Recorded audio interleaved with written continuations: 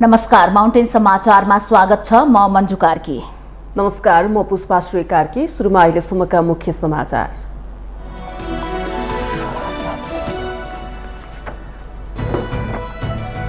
शहीदहरूको सत्य तथ्य विवरण सहित एकीकृत अभिलेख तयार गर्न प्रधानमन्त्री देउवाको निर्देशन। शहीदहरूको योगदान चिरस्थायी बनाउन युवाहरूलाई जागरूक बनाउनु पर्ने विचार व्यक्त। शहीदका सपना पूरा गर्न राज्यले चासो नदिएको प्रति जनताको असन्तुष्टि चुलियो। झै झगडामा परि निधन भएकालाई पनि शहीद घोषणा गर्दा वास्तविक शहीदको अपमान भएको भनाए। सरकारद्वारा वैदेशिक रोजगारका समस्या तत्काल सम्बोधन हुने गरी कल सेन्टर स्थापना। सेवाग्राहीहरूको गुनासो तत्काल सुनवाई गर्न निशुल्क टेलिफोनको व्यवस्था। शिक्षा मन्त्रालय माथत रहेका भौतिक सम्पत्तिहरू निजी क्षेत्रलाई प्रयोग गर्न नदिने शिक्षा मन्त्री देवेन्द्र पौडेलको प्रतिबद्धता। केशर महलको पुनर्निर्माण 6 महिनाभित्र गरिसक्न निर्देशन।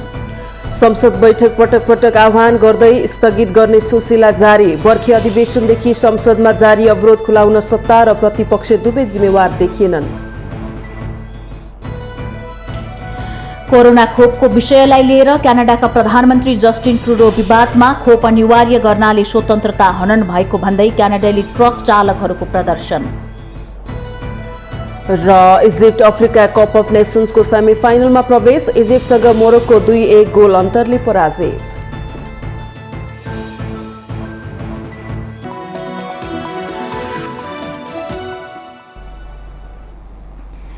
अब समाचार विस्तारमा। प्रधानमन्त्री शेरबहादुर देउवाले राजनीतिक आन्दोलनमा शहीद भएकाहरूको सत्य तथ्य विवरण सहित एकीकृत अभिलेख तयार गर्न निर्देशन दिनुभएको छ। आइतबार शहीद दिवसको अवसरमा बोल्दै प्रधानमन्त्री देउवाले राजनीतिक आन्दोलनमा शहीद भएकाहरूको सत्य तथ्य विवरणको एकीकृत अभिलेख बनाउन आवश्यक रहेको बताउनु भएको हो। शहीद स्तम्भ लैनचौरमा आयोजना गरेको कार्यक्रममा शहीद सम्बन्धी संकलन भएको विवरण सुरक्षित राख्न जरुरी रहेको भन्दै यस विषयमा ठोस कार्य अघि बढाउन सम्बन्धित मन्त्रालयलाई निर्देशन दिनुभएको छ। उहाँले शहीदहरूको योगदानलाई चिरस्थायी बनाउन सरकारले शहीदका परिवारलाई सहयोग गर्ने तथा शहीदहरूको बारेमा युवा पुस्तालाई जागरूक बनाउनु पर्ने बताउनु भएको छ। प्रधानमन्त्री देउवाले शहीदहरूले लेखेको सपना साकार पार्न सबैले आफ्नो क्षेत्रबाट लाग्नुपर्ने खाँचो रहेको भन्दै शहीदहरूको परिकल्पना अनुसारको सुन्दर र समृद्ध राष्ट्र निर्माण गरी जनतालाई गरिब र अशिक्षा तथा पछौटेपनबाट मुक्ति दिलाउनु पर्नेमा जोड दिनुभयो। प्रधानमन्त्री देउवाले अबको देशको गन्तव्य आर्थिक रूपान्तरण र सुशासन भएकोले राजनीतिक परिवर्तनलाई संस्थागत गर्दै लोकतन्त्र संघीय शासन व्यवस्थालाई बलियो बनाउनु पर्नेमा जोड दिनुभएको छ। शोषण, अन्य अत्याचार र स्वेच्छाचारी शासनलाई उन्मूलन गर्ने शहीदहरूले गरेको उच्च योगदानप्रति हामी सबै नेपालीहरू नतमस्तक छौँ।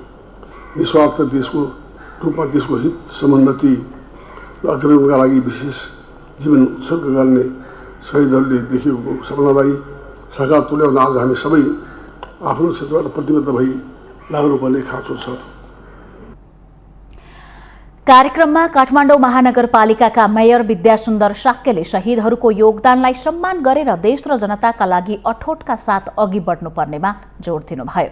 उहाँले शहीदका सपनालाई साकार गर्न उनीहरूका सपनाको पहिचान गरेर अघि बढ्न आवश्यक रहेको बताउनुभयो। उहाँले गरेका योगदान सम्पूर्ण नेपालीहरूले सदियौंसम्म सम्झिरहनेछन्। हामीभन्दा पछि आउने पुस्ताले पनि सम्झिरहनेछन् र उहाँलाई सम्झेर उहाँले दिएको योगदानलाई सम्मान गर्दै त्यही बाटोलाई पहिल्याउँदै हामी सबैले पनि देश र जनताको लागि केही गर्ने अठोटका साथ अघि बढ्नुपर्छ। अघि बढेर त्यो उहाँले देखेको सपनालाई साकार पार्न अगाडि बढ्नुपर्छ भनेर आज शहीद सप्ताहको अन्तिम दिन हामी उहाँलाई सम्झिरहेका छौँ। मेयर शाक्यले काठमाडौँ महानगरपालिकाले शहीदहरूको सम्झना स्वरूप माघ 10 गते शहीद शुक्रराज शास्त्री, माघ 13 गते श्रीफलमा धर्मभक्त माथेमा र माघ 15 गते गंगालाल श्रेष्ठ र दशरथ चन्दको शालिगमा माल्यार्पण गरेको बताउनुभयो। प्रजातन्त्र स्थापना एवं पुनर्स्थापना र विभिन्न कालखण्डका स्वतन्त्रताका लागि जीवन आहुति दिने शहीदको सम्झनामा विविध कार्यक्रम गरी आइतबार देशभर शहीद दिवस मनाइएको छ।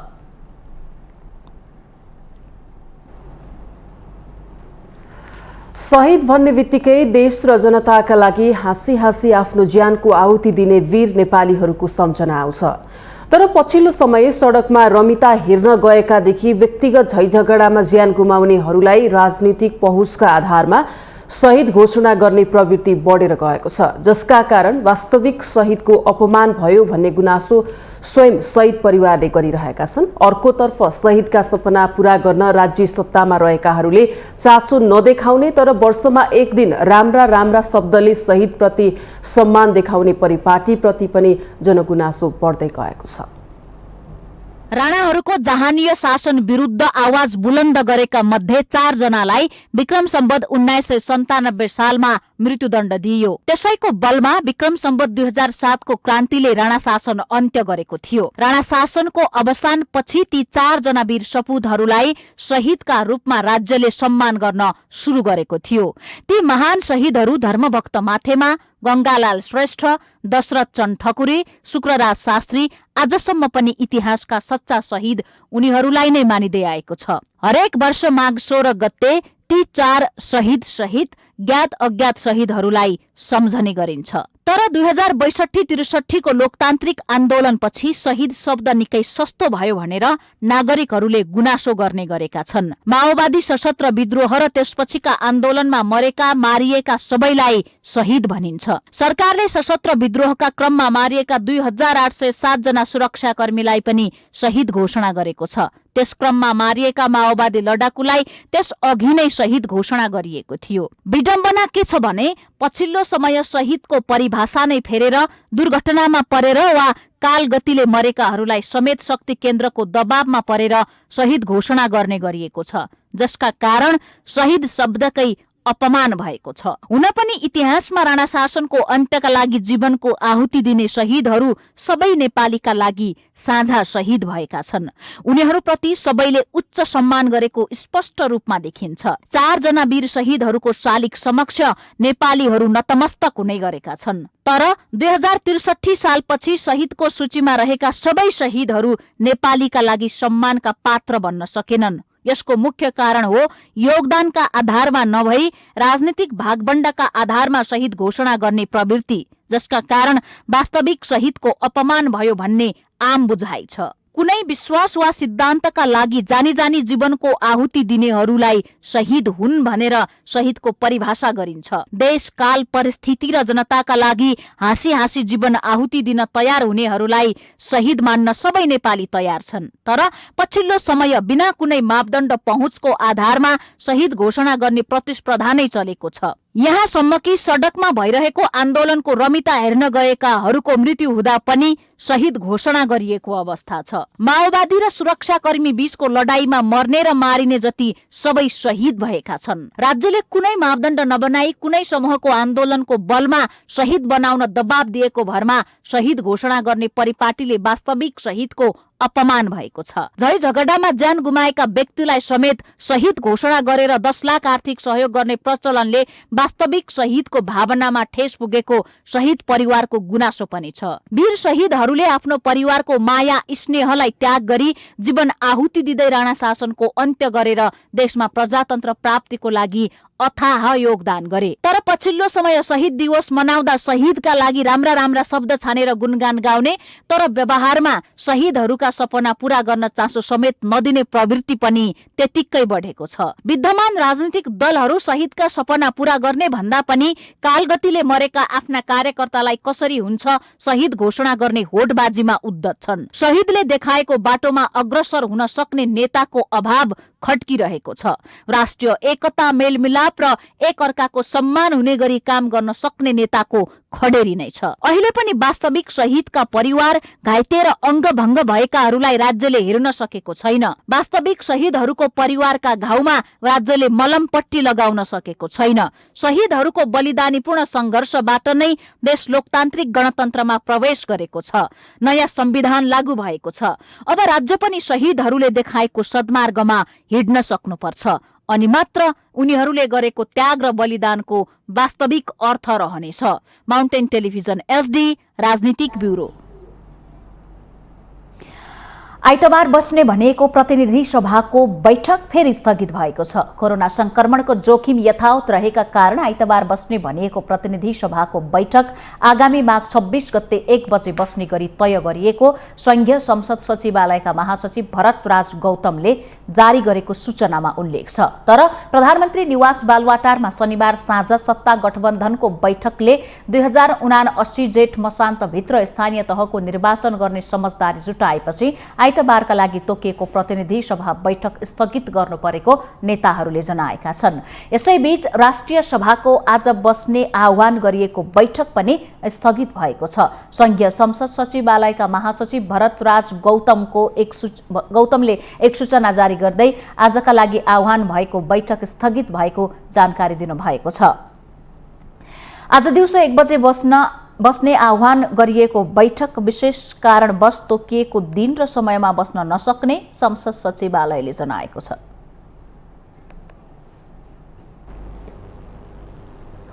सरकारले वैदेशिक रोजगारीका समस्या तत्काल सम्बोधन हुने गरी कल सेन्टर स्थापना गरेको छ। श्रम, रोजगार तथा सामाजिक सुरक्षा मन्त्री कृष्णकुमार श्रेष्ठले आइतबार सिंहदरबार स्थित आफ्नै मन्त्रालय प्राङ्गणमा सेवाग्राहीहरूको गुनासो सुनवाई गर्दै सो कल सेन्टरको शुभारम्भ गर्नुभएको हो। कल सेन्टरमा सेवाग्राहीहरूको गुनासो तत्काल सुनवाई गर्न निशुल्क टेलिफोन तथा इमेलको व्यवस्था गरिएको छ। नेपाल वैदेशिक रोजगार बोर्डको कार्यालयमा भएको कल सेन्टरले प्रभावकारी ढंगले काम गर्न नसकेको पाइएपछि मन्त्रालय आफैले सो कल सेन्टर स्थापना गर्नु परेको मन्त्री श्रेष्ठले बताउनुभयो। उहाँले कल सेन्टरमा गुनासो आउने बित्तिकै तत्काल सम्बोधन गर्ने प्रतिबद्धता पनि जनाउनुभयो। मन्त्री श्रेष्ठले करिब 1 महिना यता भिजिट भिसामा गएकाहरूलाई बिचौलाहरूले ठगी गरी विभिन्न देशमा अलपत्र पारेपछि ती समस्या तत्काल समाधान हुने गरी काम गर्न पनि सो सेन्टरको आवश्यकता महसुस गरिएको स्पष्ट पार्नुभयो। नासा र त्यहाँ आउने कलहरूमा अलिकति प्रभावकारी रूपले नभएको हो कि भन्ने मन्त्रालयको टिमलाई लागिसकेपछि, जस्तो यहीँ भइसकेपछि सचिवज्यू यहीँ हुनुहुन्छ, सहसचिवज्यूहरू यहीँ हुनुहुन्छ, अनि स्वयं मन्त्री पनि यहीँ हुने भयो हुनाले यसलाई अलि प्रभावकारी ढङ्गले सञ्चालन गर्नको लागि आज हामीले यहाँ शुभारम्भ गरेका हौं। त्यस अवसरमा मन्त्री श्रेष्ठले वैदेशिक रोजगारीमा गएकाहरूबाट ठगी गरेको असुल र गरिएको रकम तत्काल फिर्ता दिन पनि बिचौलियाहरूलाई अपील गर्नुभयो। उहाँले त्यस काममा सहयोगी भूमिका निर्वाह गर्न सञ्चार माध्यमहरूलाई पनि आग्रह गर्नुभएको छ। 6 जना कर्मचारीहरूले सो कल सेन्टरबाट 24 घण्टा सेवा दिनेछन्। मन्त्रालयका सचिव एकनारायण अर्यालले वैदेशिक रोजगारीमा गएकाहरूको गुनासो सुनवाई गरी तत्काल समाधान गर्नका लागि आवश्यक सुझाव दिन पनि सम्बन्धित सबै पक्षलाई आह्वान गर्नुभयो। उहाँले सो कल सेन्टरले वैदेशिक रोजगारको क्षेत्रमा देखिएका विकृतिलाई न्यूनीकरण गर्दै लैजाने विश्वास समेत व्यक्त गर्नुभयो। सुझावहरूको अपेक्षा पनि वास्तवमा यो हामीले दिने टेलिफोनहरू, हामीले चाहिँ इमेलहरूको जुन प्रबन्ध हामीले गरेका छौँ यसमा यो कल सेन्टर मार्फत, त्यसमा चाहिँ फिडब्याकहरू हामीलाई भयो भने हामीले काम गर्न पनि सजिलो हुन्छ भनेर चाहिँ हामीले यो अभियान हामीले सञ्चालन गरेका छौँ। माननीय मन्त्रीजीको नेतृत्वमा चाहिँ यो वैदेशिक रोजगारलाई अलि प्रभावकारी, अलि चाहिँ समसामयिक, अलि प्रविधि मैत्री बनाउने हिसाबमा मन्त्रालयले धेरै कामहरूको चाहिँ थालनी गरेको छ।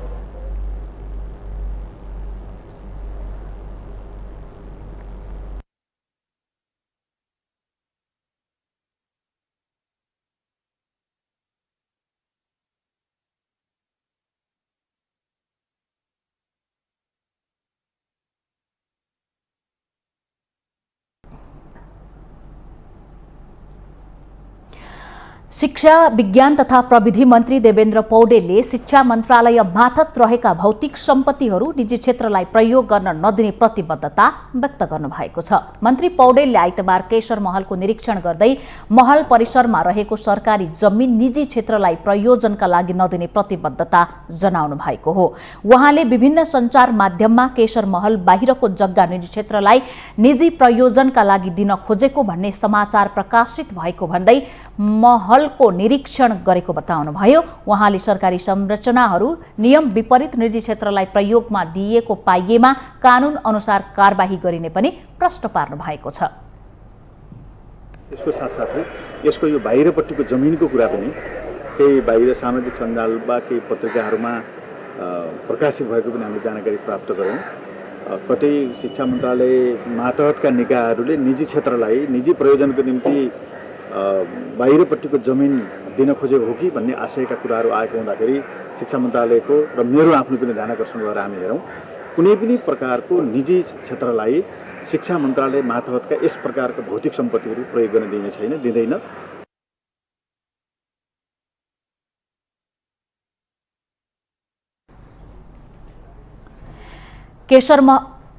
केशरमहलको पुनर्निर्माणमा ढिलाइ हुँदा मन्त्रालयसँग सम्बन्धित कतिपय कामहरू व्यवस्थित गर्न ठाउँ अभाव भएको बताउँदै मन्त्री पौडेलले 6 महिनाभित्र निर्माण सक्ने गरी लाग्न पनि निर्देशन दिनुभएको छ। 2072 सालको भूकम्पले क्षतिग्रस्त महलको पुनर्निर्माण जारी छ। केशरमहलको पुनर्निर्माणपछि त्यहाँको संरचनालाई कसरी प्रयोग गर्ने भन्ने बारे सुझाव दिन गठित कार्यदलले तयार पारेको प्रतिवेदनमा स्वप्न बगैँचा विकास समितिलाई केशरमहल विकास समिति बनाएर त्यहाँका भौतिक संरचना व्यापारिक कार्यमा प्रयोग गर्न सिफारिस गरिएको समाचार बाहिर आएको थियो। केशरमहल 34 रोपनी क्षेत्रफलमा फैलिएको छ भने त्यहाँ रहेको स्वप्न बगैँचा 8 रोपनी क्षेत्रफलमा रहेको छ।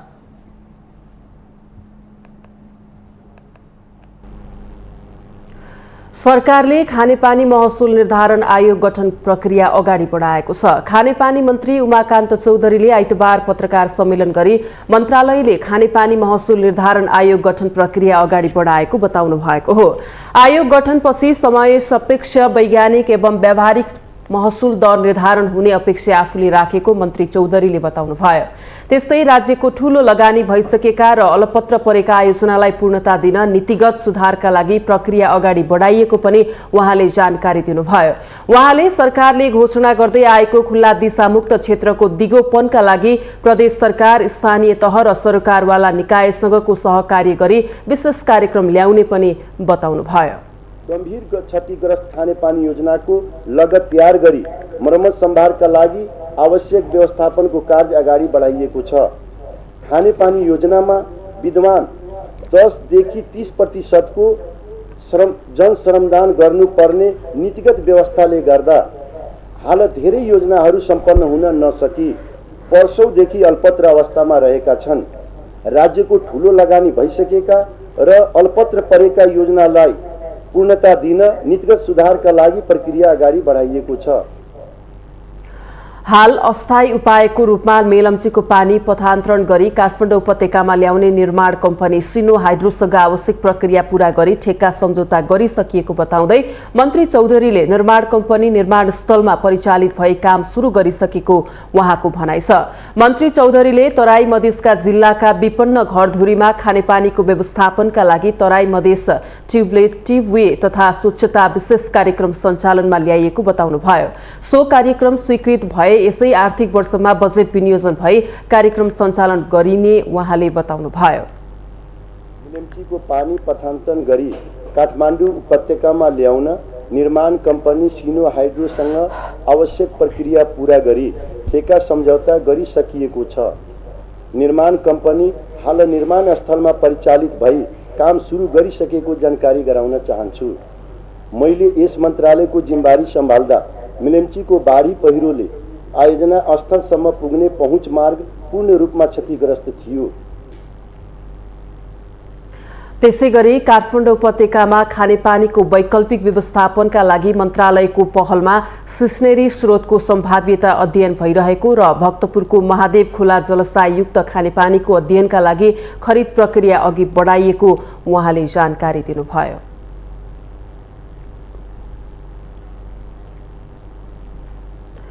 माउन्टेन समाचारमा पालो भएको छ विश्रामको।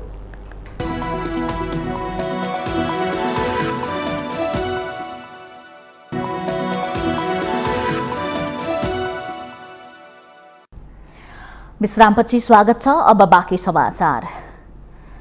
पटक पटक संसद बैठक आह्वान गर्दै स्थगित गर्ने क्रमले निरन्तरता पाउँदा गत पुस 7 गते यता प्रतिनिधि सभाको बैठक बस्न सकेको छैन। प्रमुख प्रतिपक्षी दल नेकपा एमाले संसद अवरोधको सिलसिलालाई निरन्तरता दिने बताइरहँदा सभामुखले बैठक डाक्न सकिरहनु भएको छैन।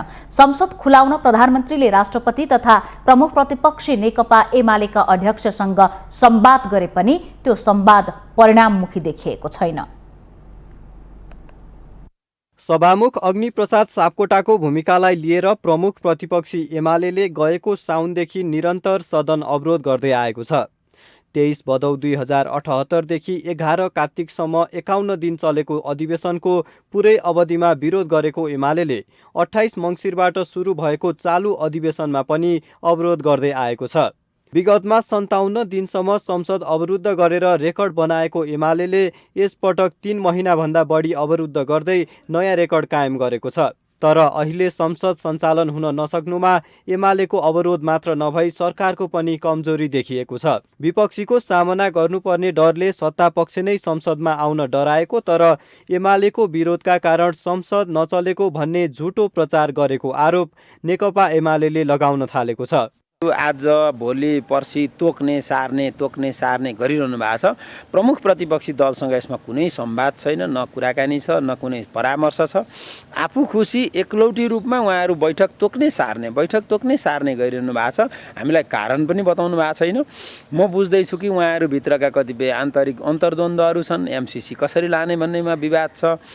अनि यावत कुराले गर्दा उहाँहरूले संसद नराख्नु भएको हो। खालि बाहिर हल्लाखल्ला एमाले बैठक बस्न दिएन भन्ने, तर बैठक लगातार उहाँहरू रोक्ने काम गरिरहनु भएको छ। त्यसो त पछिल्लो समय एमाले आफ्नो विरोधका बीच सरकारले मन लागेका विधेयकहरू पास गरिरहेको भन्दै आफूहरूको विरोध सांकेतिक मात्रै भएको तर्क गर्दै आएको छ। अर्कोतर्फ संसदमा अवरोध गरिरहे आफैलाई घाटा हुन सक्ने आवाज एमाले भित्रैबाट उठ्न थालेको छ। जनताका प्रतिनिधिहरूले आफ्नो आवाज राख्ने थलो संसदमा अनावश्यक विरोध गरेर एमाले जनभावनालाई दबाउन खोजेको आरोप लाग्ने गरेको छ। त्यसैगरी आफैले 2 पटकसम्म विघटन गरेको संसदमा एमाले अध्यक्ष ओलीको घमण्ड हाबी भएर आएको आरोप समेत लाग्ने गरेको छ। यता संसद बैठकमा उपस्थित भएर तलब भत्ता लिने तर संसदमा अवरोध गर्ने एमालेको शैली लाजमर्दो रहेको आरोप सत्तापक्षले लगाउने गरेको छ।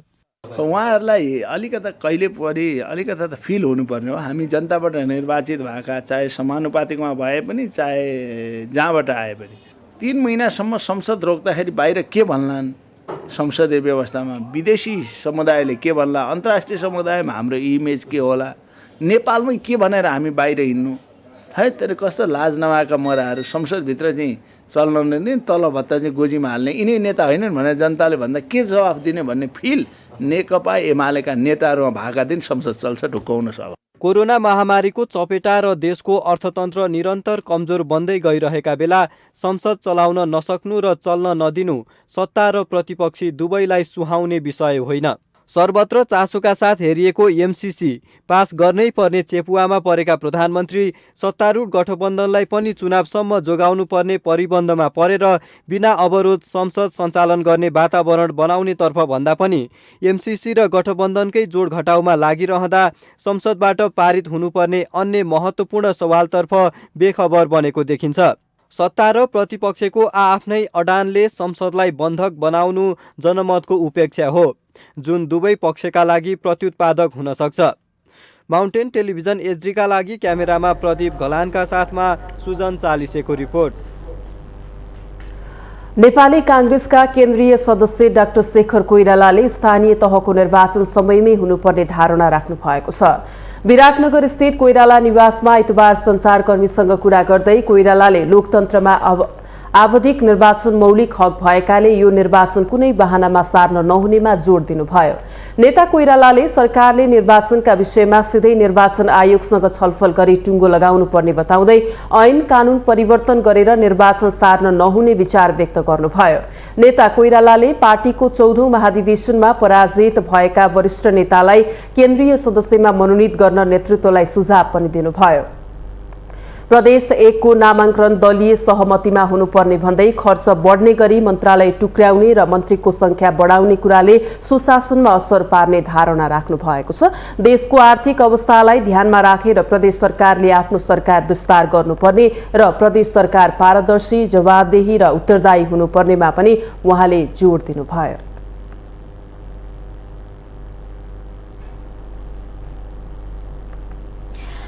राष्ट्रिय प्रजातन्त्र पार्टी राप्रपामा 24 पदाधिकारी मनोनयन भएका छन्। पार्टी अध्यक्ष राजेन्द्र लिङदेनले आइतबार उपाध्यक्ष, महामन्त्री, सहमहामन्त्री लगायतका पदाधिकारी थप मनोनयन गर्नुभएको हो।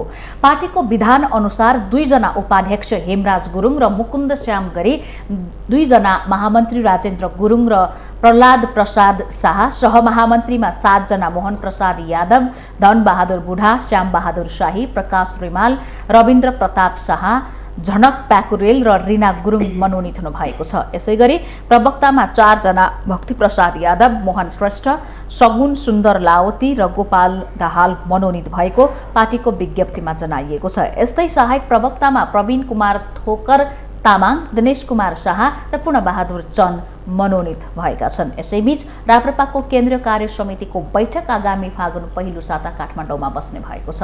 निर्वाचन आयोगले हालै विधानबाट हिन्दू राष्ट्र र राजसंस्था हटाउन निर्देशन दिएको पृष्ठभूमिमा राप्रपाको केन्द्रीय कार्य समिति बैठक बस्न लागेको हो। यससँगै समसामयिक राजनीतिक विषयवस्तु, स्थानीय तहको निर्वाचनमा पार्टीले गर्नुपर्ने तयारी लगायतका विषयमा पनि छलफल हुने राप्रपाले जनाएको छ। गत मङ्सिरमा महाधिवेशन सम्पन्न गरेको राप्रपाले दोस्रो पटक कार्य समिति बैठक गर्न लागेको हो। राप्रपाले महामन्त्री भुवन पाठकको संयोजकत्वमा 7 सदस्यीय स्थानीय तह निर्वाचन तयारी समिति गठन गरिसकेको छ। समितिले जिल्ला सभापति, प्रदेश प्रमुख र नगर कार्य समिति अध्यक्षसँग भर्चुअल माध्यमबाट बैठक सम्पन्न गरेको छ।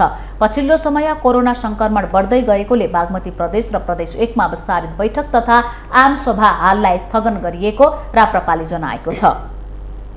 राप्रपाले मध्य प्रदेशमा भेला सम्पन्न गरेको भए पनि विस्तारित बैठक रोकिएको छ। कर्णाली प्रदेशमा आम सभा हाललाई स्थगन गरिएको पार्टीले जनाएको छ। मुख्यमन्त्री नियुक्ति भएको 3 महिना पुग्दा पनि कर्णाली प्रदेशको मन्त्रीमण्डलले पूर्णता पाउन सकेको छैन। नेपाली कांग्रेसका जीवनबहादुर शाही मुख्यमन्त्रीमा नियुक्ति भएको 3 महिना पुगे पनि मन्त्रालय भागबण्डामा कुरा नमिल्दा मन्त्रीमण्डल विस्तार हुन नसकेको हो। मुख्यमन्त्री सहित 8 मन्त्रालय रहेको कर्णाली प्रदेशमा माओवादी केन्द्रले 4 र समाजवादीले 3 वटा मन्त्रालय पाउनुपर्ने दावी गर्दै आएका छन्। यसो गर्दा कांग्रेसको भागमा मुख्यमन्त्री बाहेक कुनै पनि मन्त्रालय नपर्ने भएपछि मन्त्रीमण्डल विस्तार हुन नसकेको हो। कांग्रेसले आफूले 2 मन्त्रालय राखेर माओवादीलाई 3 र समाजवादीलाई 2 मन्त्रालय दिएर मन्त्रीमण्डललाई पूर्णता दिने कसरतमा छ। तर हाल सरकारमा माओवादी केन्द्र र समाजवादीबाट 1-1 जना मन्त्री छन्। कर्णाली प्रदेशमा माओवादी केन्द्र सबैभन्दा ठूलो दल हो। माओवादी केन्द्रबाट 12 सांसद छन्। सत्ताको नेतृत्व गरिरहेको नेपाली कांग्रेससँग 6 र नेकपा एकीकृत समाजवादीसँग 3 सांसद छन्।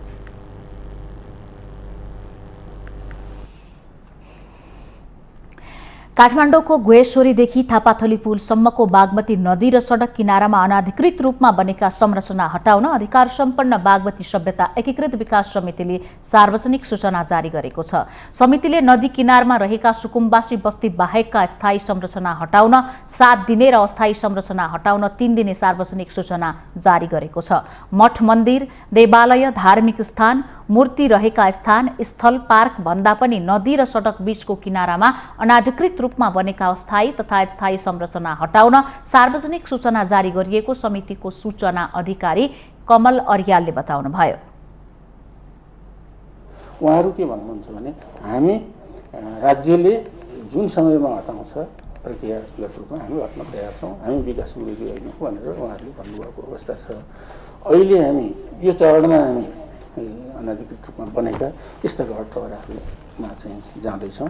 त्यसपछि क्रमशः हामी आयोगसँग, सम्बन्धित निकायसँग समन्वय गरेर नदीको सौन्दर्यता कायम गर्नको लागि गतिविधिहरू अगाडि बढाउँदै जान्छौँ। सो समितिले यसअघि नै यस्तै प्रकृतिको सूचना सार्वजनिक गरेर गोकर्णदेखि गोएश्वरी नदी किनारमा अनाधिकृत रूपमा बनेका 27वटा संरचना हटाएको थियो। समितिका सूचना अधिकारी अर्यालले 15 दिन अघि सो खण्डमा अनाधिकृत रूपमा बनेका 27वटा संरचनाहरू हटाउने काम गरिएको बताउनु भएको छ। स्थलहरूभन्दा मन्दिरभन्दा पनि मूर्ति रहेको स्थान स्तम्भ पार्क ब्युटिफिकेसनको भन्दा पनि अनाधिकृत रूपमा बनेका संरचनाहरू हटाउनको लागि हामीले फेरि हिजो सार्वजनिक सूचना प्रकाशन गरेका छौँ। 7 दिनमा स्थायी प्रकृतिका सूचना संरचनाहरू र 3 दिनमा अस्थायी प्रकृतिका संरचना हटाउन हामीले सूचना जारी गरेका छौँ। समितिले बागमती नदीको सौन्दर्यमाथि आँच आउने गरी बनेका सबै अनाधिकृत संरचना सम्बन्धित पक्षसँग अनुमति लिएर छलफल गरेर हटाउँदै जाने पनि स्पष्ट पारेको छ। ढिलो गरी निर्माण सकिएको भैरहवा स्थित गौतम बुद्ध अन्तर्राष्ट्रिय विमानस्थल सञ्चालनका लागि तयार भएको छ। आगामी फागुन 9 गते क्यालिब्रेसन फ्लाइट गर्ने तयारी भएको विमानस्थलबाट आउँदो बुद्ध जयन्तीदेखि नियमित उडान सुरु गर्ने सरकारको योजना रहेको छ। विमानस्थलबाट आगामी फागुन 9 गते क्यालिब्रेसन फ्लाइट गर्ने गरी तयारी भएको संस्कृति पर्यटन तथा नागरिक उड्डयन मन्त्री प्रेमबहादुर आलेले बताउनु भएको छ। शनिबार भैरहवा स्थित गौतम बुद्ध अन्तर्राष्ट्रिय विमानस्थलको निरीक्षण पश्चात मौसमले साथ दिए फागुन 9 गतेदेखि क्यालिब्रेसन फ्लाइट र बुद्ध जयन्तीमा अन्तर्राष्ट्रिय उडान हुने उहाँले बताउनु भएको हो। हुसु कुहिरो र भिजिबिलिटी कम भएको बेला भने सो फ्लाइट गर्न नमिल्ने प्राविधिकहरूले बताएका छन्। अवलोकनका क्रममा मन्त्री आलेले क्यालिब्रेसन फ्लाइट नगरेसम्म मन्त्रालय क्यान र आयोजनाका पदाधिकारी टिम सदस्य दिनरात काममा खटिन समेत निर्देशन दिनु भएको थियो। भैरहवा स्थित गौतम बुद्ध अन्तर्राष्ट्रिय विमानस्थलको निर्माणमा हालसम्म आइसिपी 1 र 2 गरेर 7.5 अर्ब रुपियाँ लगानी भइसकेको छ। माउन्टेन समाचारमा पालो भएको छ विश्रामको।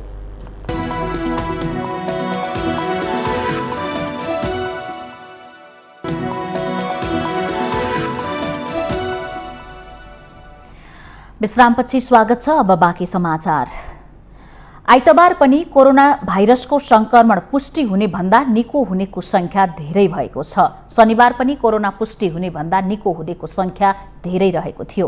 पछिल्लो 24 घण्टामा 3540 जनामा कोरोना भाइरसको संक्रमण पुष्टि भएको छ।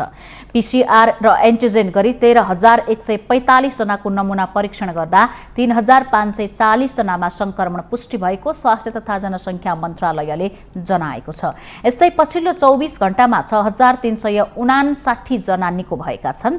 थप 32 जनाले कोरोना संक्रमणका कारण ज्यान गुमाएको विवरण प्राप्त भएको मन्त्रालयले जनाएको छ। यो 24 घण्टाको नभई यसअघि विवरण प्राप्त हुन बाँकी घटनाहरू रहेको स्वास्थ्य मन्त्रालयकी प्रवक्ता संगीता कौशल मिश्राले जानकारी दिनुभयो।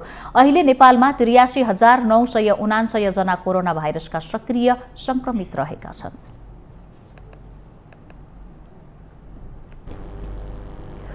आइतबार विभिन्न जनचेतनामूलक कार्यक्रम गरी 69औं विश्व कुष्ठरोग दिवस नेपालमा पनि मनाइएको छ। हरेक वर्ष जनवरी महिनाको अन्तिम आइतबार विश्व कुष्ठरोग दिवस मनाउने गरिन्छ। कुष्ठरोग विरुद्ध जनचेतना फैलाउने उद्देश्यले सन् 1954 देखि यो दिवस विश्वभर मनाउन थालिएको हो। नेपालमा सन् 2010 मै कुष्ठरोग निवारण भएको घोषणा गरिए पनि प्रत्येक वर्ष 3000 भन्दा बढी नयाँ बिरामी थपिने गरेको सरकारी तथ्याङ्क छ। कुष्ठरोग आँखाले देख्न नसकिने माइक्रोब्याक्टेरियम लेप्रो नामको सूक्ष्म कीटाणुबाट लाग्ने गर्छ। यस रोगले खास गरेर छाला र नसामा असर गर्ने चिकित्सकहरूको भनाइ छ। कुष्ठरोगले छालामा असर गर्दा शरीरमा नचिलाउने, छुँदा थाहा नहुने दाग देखिने, छाला बाक्लो हुने, गिर्खाहरू देखा पर्नुका साथै स्नायुमा असर गर्दा हातगोडामा छुँदा थाहा नपाउने र बिस्तारै मांसपेशी कमजोर बनाइदिन्छ। कुष्ठरोगको समयमै उपचार हुन नसके रोगीहरू अपाङ्ग हुने र ज्यान समेत जाने जोखिम हुन्छ।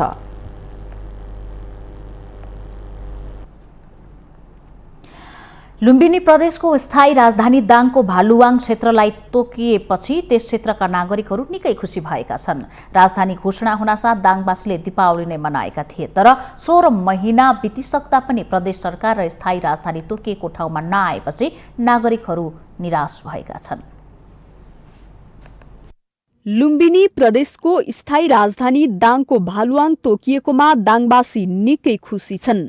तर अहिलेसम्म पनि स्थायी राजधानी तोकिएको ठाउँमा प्रदेश सरकार नआउँदा उनीहरू निराश बनेका छन्। जिल्लाको देउखुरी क्षेत्रमा राजधानी आएकोमा खुसी भए पनि सुकुम्बासी बस्ती हटाउने भन्ने कुरा चलेपछि भने स्थानीयहरू दुखी भएका छन्। 2030 सालदेखि बसोबास गर्दै आएको ठाउँमा राजधानी बनेपछि आफूहरूलाई हटाउन लागेको भन्दै उनीहरूले आपत्ति जनाएका छन्। 30 सालदेखि अहिलेसम्म भनौँ केही पनि छैन हामीसित प्रमाण। त्यसले गर्दा अब यो राजधानी आएपछि यो छोड्नुपर्छ भन्ने उसमा राखेका छन् यिनीहरू सूचनामा ल खाली गर भनेर अल्टिमेटम दिएका छन्। त्यसले गर्दा म यसमा पीडित छु। प्रदेश सभा भवन लगायत संरचनाहरू राप्ती गाउँपालिका 3 मा रहेको राप्ती प्राविधिक शिक्षालय हाताभित्र निर्माण भइरहेका छन्। यता शिक्षालयले भने एकै पटक विद्यालय छोडेर जान नसकिने भन्दै समय लाग्ने बताएको छ। राप्ती प्राविधिक शिक्षालय स्थानान्तरण हुन लागेको सरस्वती माध्यमिक विद्यालय भएको ठाउँमा विद्यार्थीहरूलाई कोठा भाडा पाउन समस्या रहेको र शिक्षकहरूलाई पनि क्वार्टरको समस्या रहेको शिक्षालयको भनाइ छ। हामी जाँदै गर्दा हाम्रो विद्यालय डेरा नपर्ने अवस्था रहेछ, गाउँ रहेछ त्यो। अब यो त रोड हेड भयो, हाइवेको छेउमा हाम्रो विद्यार्थी बाहिर प्रशस्त डेरामा बसिरहेछन्। उहाँहरू वहाँ गइसकेपछि उहाँहरूले डेरा नपाउने र अर्को समस्या टटकार समस्या भनेको हाम्रा प्रशिक्षक कर्मचारी साथीहरूको लागि क्वार्टरको व्यवस्था पनि भयो। हामी रेजिडेन्टले सबैलाई क्वार्टर पुगेको छ। वहाँ जाँदै गर्दा हाम्रो साथीहरू कहाँ बस्ने, कहाँ राख्ने अथवा कुनै थप सुविधा दिने कि प्रदेशले हामीलाई सहयोग गर्छ कि यी यावत कुराहरूमा हाम्रो चासोको विषय रहेको छ। यता प्रदेश पूर्वाधार विकास प्राधिकरणले भने सबै कामहरू द्रुत गतिमा भइरहेको भन्दै सुझाव दिन र सहयोग गर्न आग्रह गरेको छ। प्राधिकरण सरकारको अभिन्न अङ्ग भएकोले सरकारले भने अनुसार नै काम भइरहेको प्राधिकरणले जनाएको छ। प्राधिकरण भनेको सरकारको अभिन्न अङ्ग हो, एउटा युनिट हो। सरकारले जे भन्छ प्राधिकरणले त्यही गर्ने हो। त्यो भएर छुट्टै इन्टिटी नै होइन, त्यो त्यसको अलिकति स्वायत्तता छ। एउटा ऐनको आधारमा गठन भएको हुनाले त्यो छुट्टै पार्ट हो। तर हामी सँगै छौँ, प्रदेश सरकारको एकदमै स्ट्रङली साथ छ। दाङको भालुवाङलाई केन्द्र बनाएर राप्ती गाउँपालिका, गरवा गाउँपालिका र अर्घखाँचीको सिद्धगङ्गा गाउँपालिकालाई समेत उपयोग गर्ने गरी लुम्बिनी प्रदेशको स्थायी मुकाम घोषणा भएको थियो। माउन्टेन टेलिभिजन HD का लागि दाङ सहकर्मी विकास डाँगीको रिपोर्ट। हामीसँग आर्थिक, अन्तर्राष्ट्रिय र खेल समाचार बाँकी नै छन्। माउन्टेन समाचारमा पालो भएको छ विश्रामको।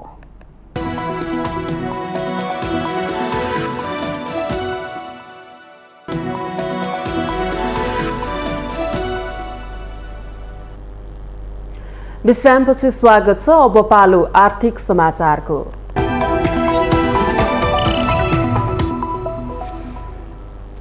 साताको पहिलो कारोबार दिन शेयर बजार परिसूचक नेप्से भारी अङ्कले बढेको छ। आइतबार नेप्से परिसूचक 105.55 अङ्कले बढेर 2885.53 बिन्दुमा उक्लिएको हो।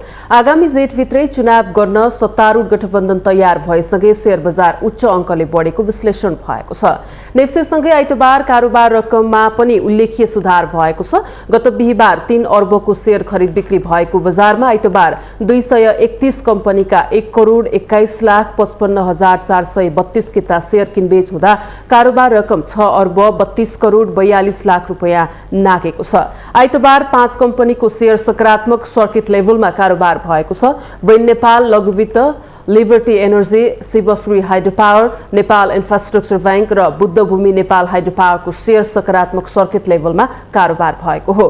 त्यसैगरी अरुण भ्याली हाइड्रो पावरको शेयर मूल्य 9% बढेको छ भने हिमालयन ऊर्जा, प्रोग्रेसिभ फाइनान्स, हिमाल दोलखा हाइड्रो पावर र कर्णाली डेभलपमेन्ट ब्याङ्कको शेयर मूल्य 8% भन्दा बढीले बढेको छ।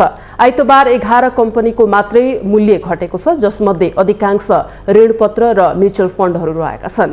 कारोबार रकमका आधारमा आइतबार अपी पावर शीर्ष स्थानमा रहेको छ। सो कम्पनीको 26 करोड भन्दा बढीको शेयर खरिद बिक्री भएको छ। त्यसैगरी नेपाल टेलिकम र HIDCL को 23 करोड भन्दा बढीको शेयर कारोबार भएको छ भने अरुण भ्याली हाइड्रो पावरको करिब 22 करोडको शेयर किनबेच भएको छ। आइतबार 13 वटै उपसमूहको परिसूचक बढेको छ, जसमध्ये विकास बैंक उपसमूहको परिसूचक सर्वाधिक 6.56% ले बढेको छ।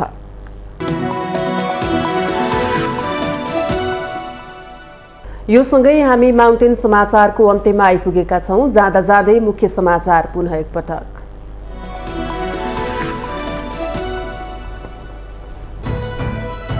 शहीदहरूको सत्य तथ्य विवरण सहित एकीकृत अभिलेख तयार गर्न प्रधानमन्त्री देउवाको निर्देशन। शहीदहरूको योगदान चिरस्थायी बनाउन युवाहरूलाई जागरूक बनाउनु पर्ने विचार व्यक्त। शहीदका सपना पूरा गर्न राज्यले चासो नदिएको प्रति जनताको असन्तुष्टि चुलियो। झै झगडामा परि निधन भएकालाई पनि शहीद घोषणा गर्दा वास्तविक शहीदको अपमान भएको भनाई। सरकारद्वारा वैदेशिक रोजगारीका समस्या तत्काल सम्बोधन हुने गरी कल सेन्टर स्थापना। सेवाग्राहीहरूको गुनासो तत्काल सुनवाई गर्न निशुल्क टेलिफोनको व्यवस्था। शिक्षा मन्त्रालय मार्फत रहेका भौतिक सम्पत्तिहरू निजी क्षेत्रलाई प्रयोग गर्न नदिने शिक्षा मन्त्री देवेन्द्र पौडेलको प्रतिबद्धता। केशर महलको पुनर्निर्माण 6 महिनाभित्र गरिसक्न निर्देशन। संसद बैठक पटक पटक आह्वान गर्दै स्थगित गर्ने सिलसिला जारी। बर्खे अधिवेशनदेखि संसदमा जारी अवरोध खुलाउन सत्ता र प्रतिपक्ष दुवै जिम्मेवार देखिएनन्। कोरोना खोपको विषयलाई लिएर क्यानाडाका प्रधानमन्त्री जस्टिन ट्रुडो विवादमा खोप अनिवार्य गर्नाले स्वतन्त्रता हनन भएको भन्दै क्यानाडाली ट्रक चालकहरूले गरे प्रदर्शन। र इजिप्ट अफ्रिका कप अफ नेसन्सको सेमिफाइनलमा प्रवेश। इजिप्टसँग मोरोक्को 2 गोल अन्तरले पराजित।